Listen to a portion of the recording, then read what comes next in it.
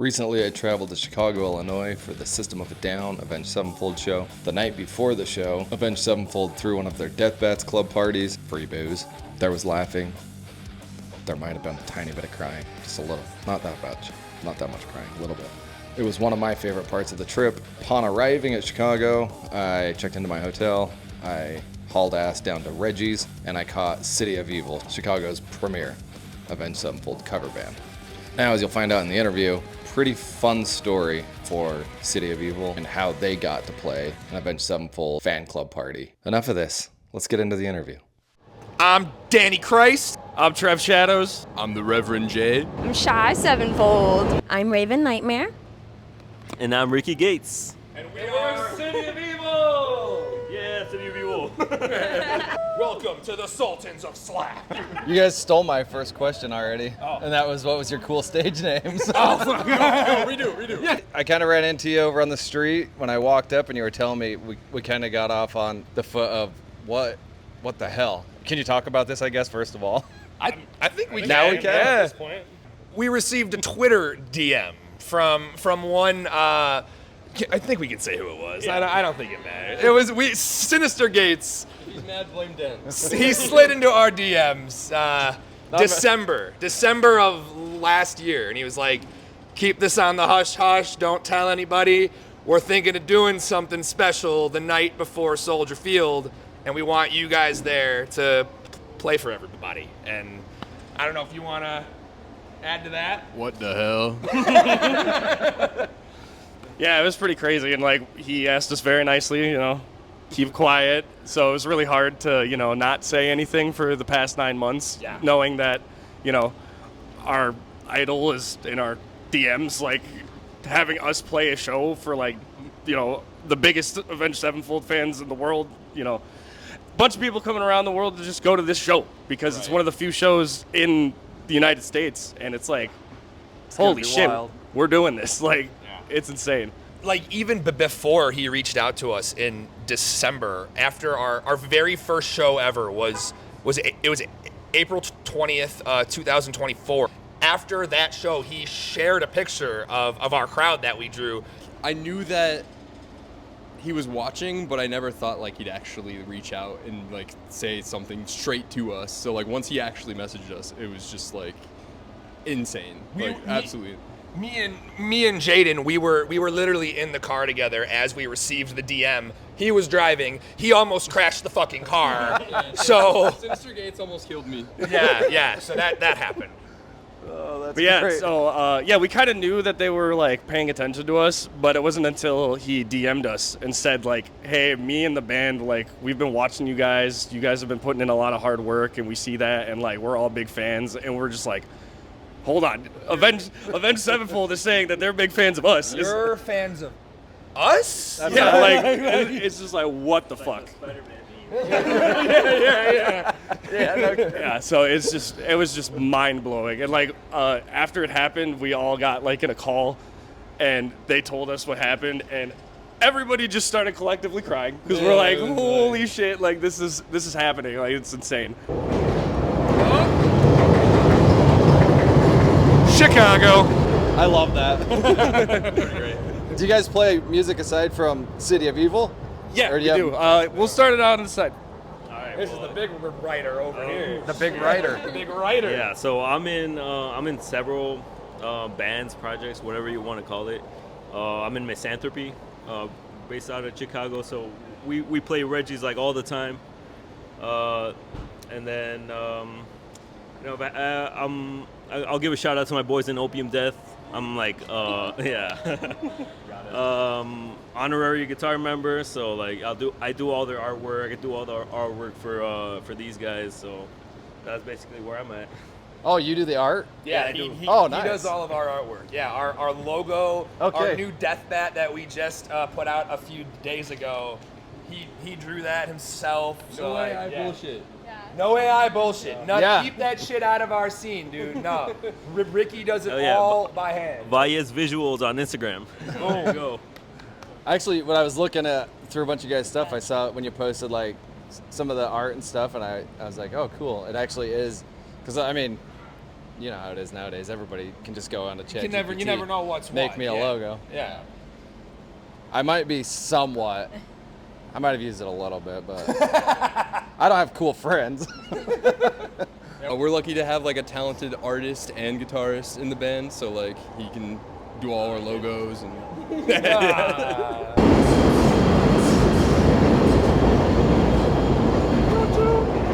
Continue. They don't have trains in the sky where I live. They're just they're just on the ground. So you're just in awe right now. Yeah, I'm like Raven over there is also in an original band as well. I don't know if you want to Yeah, sure. speak on that. I'm I can actually share in this with you, 2 too. now.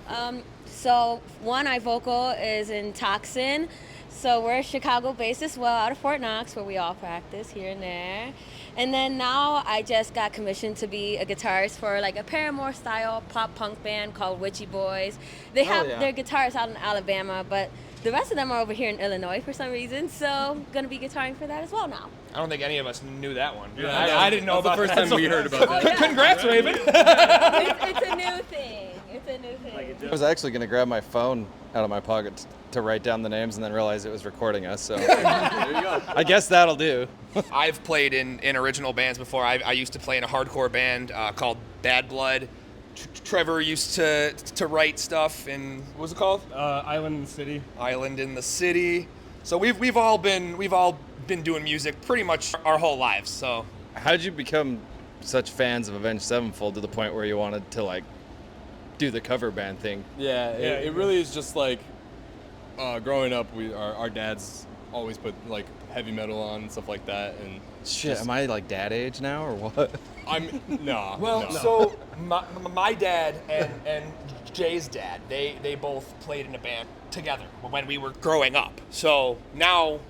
And we also had our first band when I was like 13, he was 10. Little so, baby band. Oh, wow. So now fast forward, like it would have been. That's why you're badass. 15 years later, like now he's a fucking incredible drummer. I'm a decent bass player, I guess. I mean, so he randomly reached out one day. It was like, yo, you want to start jamming again? I was like, fuck it, sure. Yeah, it so was like 12, 13 years of just like silence. we like just hadn't haven't really talked talked to each other since for a the last bit. thing. Yeah. And then he was like, yeah, I've been jamming like backcountry and shit. So I was like, all right, I'll learn backcountry on bass. Go to the studio, we start playing it. it just like, felt right. It was like so sick. something's good here. And then we found Trevor, and then he came in, and then found these two, and we found Shy. It just all the puzzle pieces came together perfectly. Yeah. I want to ask each of you, and maybe I don't know if it's a collective answer that I'll get, or maybe it's for each of you, but what's the hardest song to play live? That's an individual. That's gonna be an Individual answer. I kind of Yeah. figured it might be Yeah. an individual. The rev is insane. Why don't we start down there, because they have the most difficult job, I would say. All right. Well, so I don't know. For me, it flip flops between the second heartbeat solo and I Won't See You Tonight Part 2. That solo is like, it sounds like just like. Like when I learn the solos, I'm not like really looking at. I'm not hyper analyzing the tabs or anything. I kind of like just like ear it out, and use my own intuition, I guess. So it's those two. Flavor on it. Yeah. So right now it's those two songs for me. Well, at first I was only doing Zacky's parts, but after a while I was like, hey, like we gotta switch it up. I gotta do some leads now. Oh, nice. So I've had to build a little up. I would say I'm also stuck between two songs because Burn It Down, that song is very fast the whole time. And there's a lot of intricate little parts that Synyster is doing underneath that you really don't hear unless you're paying close attention. And then the other one is we added recently, Lost It All. That solo, Oh, what a good that track. one is ridiculous. Oh my God. Yeah, that solo is very, very fast paced, very tricky, a lot of movement. And it's right after the solo ends, there's this long harmonizing solo that we do. So it's like, I think like a minute straight of soloing or something like that. So that is very exhausting. I would say that one's the worst. For me, there's a lot of different answers just because I'm doing violin and keys and then also vocals. So there's a lot going on in my little corner of stage at any given time. But I would say there's a song that we are actually debuting tonight, so I don't want to give it away, but it is something that features quite a lot of keys. Well, this will come out after we're done. Oh, yeah. Okay, great. He great. already Okay. gave it away with this one. Most difficult song. Oh, okay, great, cool. We're playing I Won't See You Tonight, part 1 and part 2. Part 2, not that big of a deal for me, but part 1 is intense. As keys. Yeah, as a keyboard, I'm not even originally a keyboard player, so it's been like a lot of a learning curve just to get that ready for tonight, but... Shy originally joined the band as just the violinist, and as the band progressed, we got her doing vocals, we got her doing keys, like she's over there doing everything. I'm earning my keep, that's for sure. Right, we don't want to have to do tracks for all the piano and the other instruments, and for harmony vocals, I do the scream vocals. I can't do harmonies very well, so I pushed that over to Shy, and it was the finishing puzzle piece that this band needed for sure. Are you doing the Rev backup vocals? Oh, that's you. That's mostly him, He can hit the Rev like Really? nobody I've His ever heard. Rev before. impression is like spot on. You'll hear it later tonight. So. But yeah, as the drummer, my answer, Everything. pretty much anything that the Rev has written. This man is a fucking beast, though. He's crazy. Like, He's kind of ruining both of our lives. Yeah, he's kind of, the Rev is ruining my life. I'm in pain every time we play a show. But no. I was gonna ask you who makes you more mad, Brooks or the Rev? Apparently it's the Rev, huh? Honestly, the Rev is very difficult, but Brooks plays in such a way that like it's hard for me to learn because I learn everything by ear, and it's just like Brooks is so up there. He's so jazzy with all like the way that he plays. It's very difficult for me. I'm very like thrashy and like I can get the Rev's parts because like it's a bunch of punk beats and stuff like that. But the hardest song for me would probably be "Blinded in Chains" because I fuck up the fill every single time. You'll see it tonight. Like I will try my hardest, but just that kick fill in the breakdown, it's always giving me trouble. So the Rev is always keeping me on my toes. Yeah, for me, it kind of depends. So like, I know one that I really don't like playing is Backcountry because I'm just pretty much running a mile that whole entire song. Like there's barely any vocal breaks in that whole song. So like when I'm playing it, I gotta make sure that like my breathing phrasing is like really good, and like most of the time I just gotta stand fucking still to play it because it's just You can't run I'm literally just running a mile like just standing there singing. It's so much. And then but that one in terms of like notes and stuff, that one's super easy. It's just the fact of there's so many words. So much. Yeah. And then I would probably say another one that's really challenging for me, especially for like high notes and stuff, kind of torn between Almost Easy and the bridge part in Lost It All. I got to get my endurance back up. You fucking nailed that at Imposters last Thank you. weekend. I appreciate it. But I got to get my endurance back up so I can do that high part throughout the whole bridge. Because I took a few years off music before I joined this band. So everything here is just me getting myself back into shape. But yeah, I would say probably those two. Or well, that was three, I guess. Dude, that Lost It All bridge. I love that bridge. That's why I love that song so much. It's so good. It's got that super melodic and just like chills out for a second. Yeah, but Matt's vocals on that are just it's so. And then I didn't even know there was a demo for it, and our buddy showed me it, and the Rev was doing those high vocals on it too, and it just made me even love that song even fucking more. Amazing. Like, oh my god, yeah. So, yeah, those are mine. Well, everybody knows Johnny has the easiest job in Avenged. But so I would say, bass-wise, probably not Ready to Die, because that main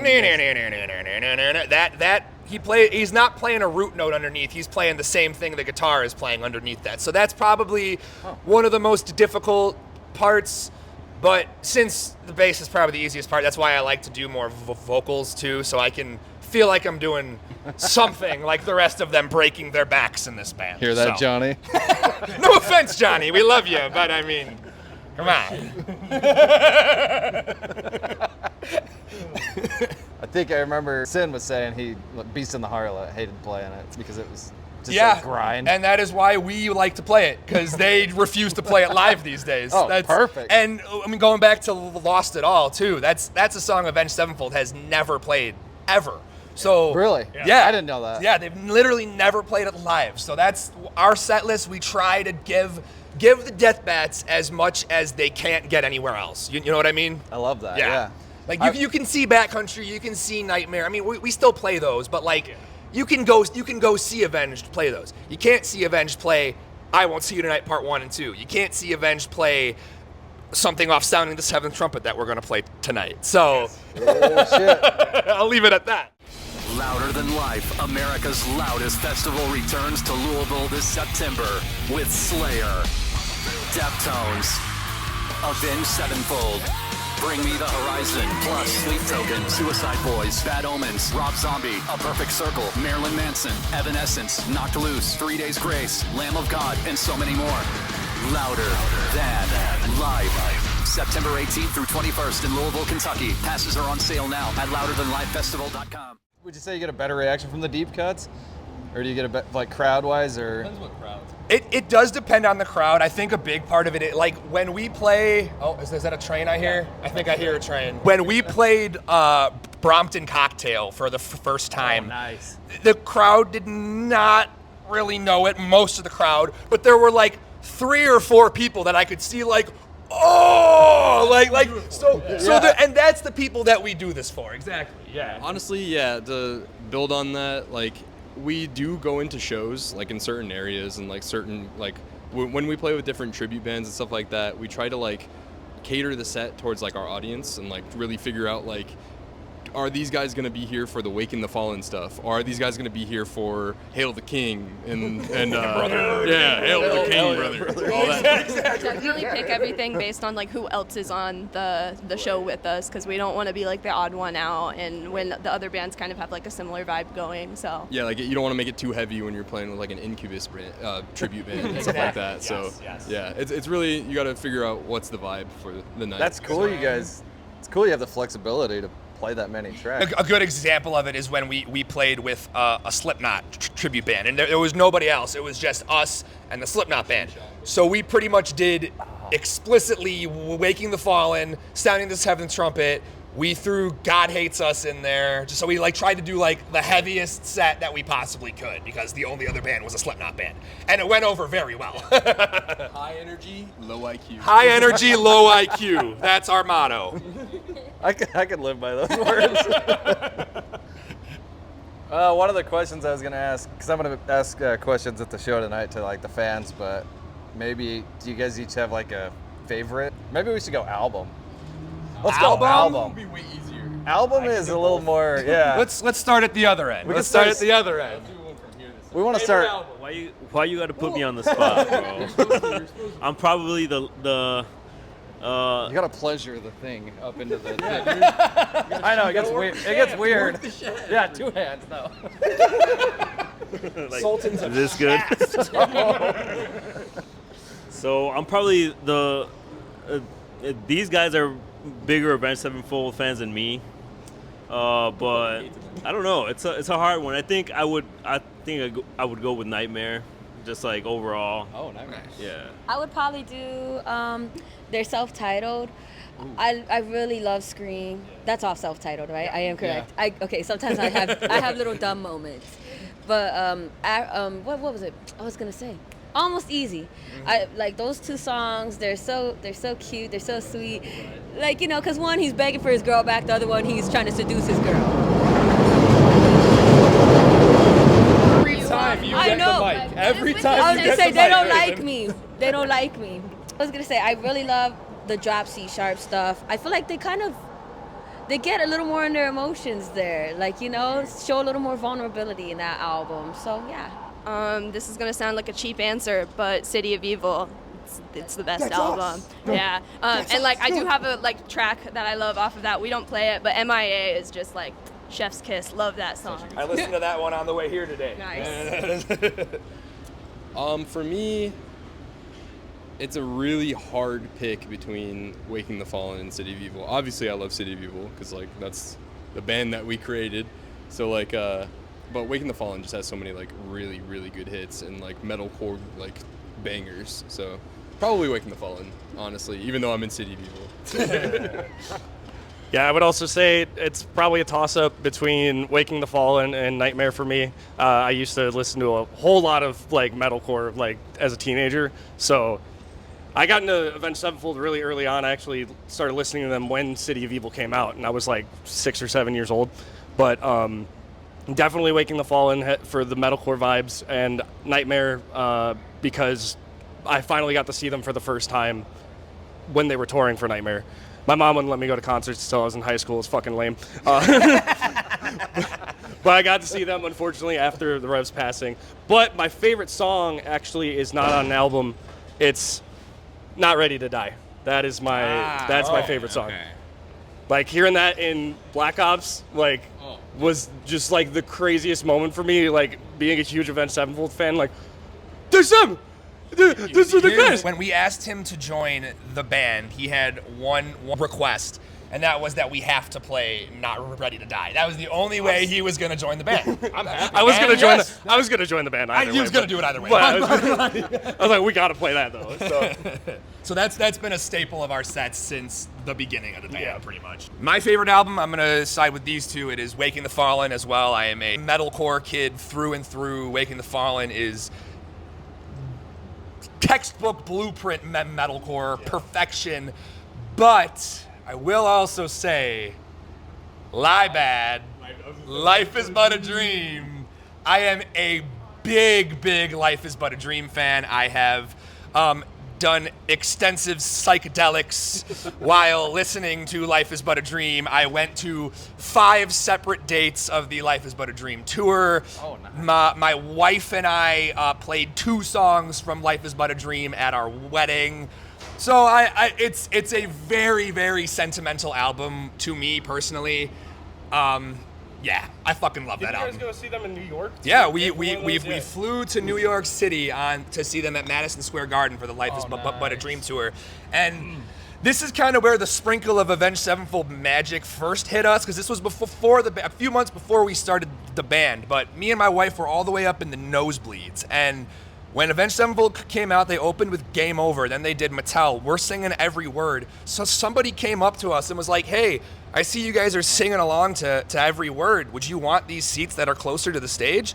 They fucking gave us tickets that were literally right next to the stage. Nice. Like it was like in the middle of the set. Yeah, in the middle of the set. Yeah. So that was the first point where there was magic sprinkled from Avenged Sevenfold upon us, and we brought that into this band, and here we are playing for Avenged at Reggie's. Like, it's crazy. So Avenged has the best fans too. yes, dude, absolutely. What songs are you guys working on? I mean, the past 2 months we've been working extremely hard on the 2 songs that we are going to be debuting tonight.